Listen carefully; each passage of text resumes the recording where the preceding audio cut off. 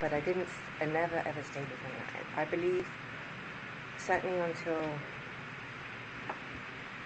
93 or 94, what I didn't know was that I think he was still with his actual girlfriend, who was Eva Anderson, who became Eva Dubin.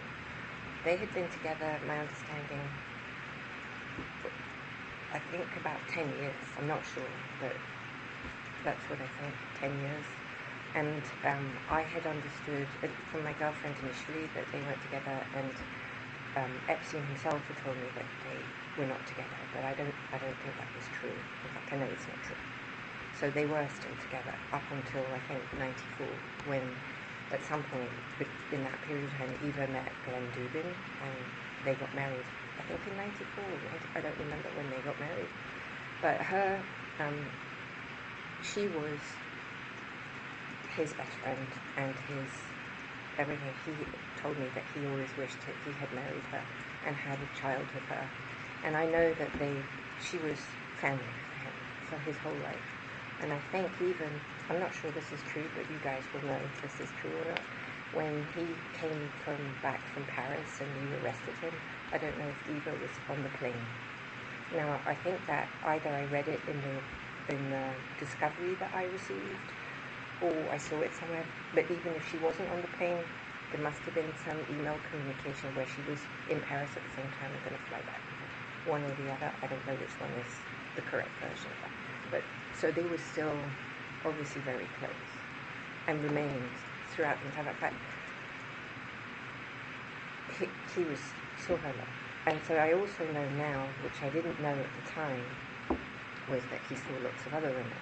And I know that now because I can see it from the flight logs, and I know it now because I can see from the emails.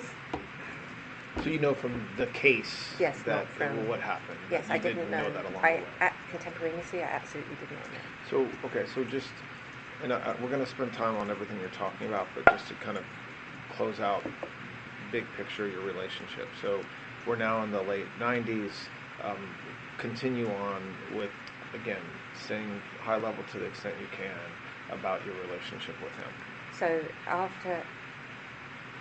So my responsibilities increased with each acquisition that he got and each new project. So I believe the first thing that he purchased after was the ranch in New Mexico. Okay.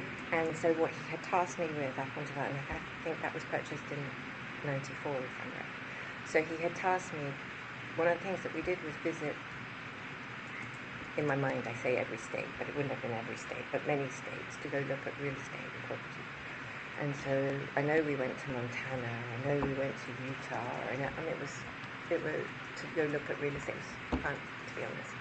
And then I arranged for us to go to New Mexico, and he just loved New Mexico. And then I don't remember how the ranch happened. I don't remember that now. It's lost.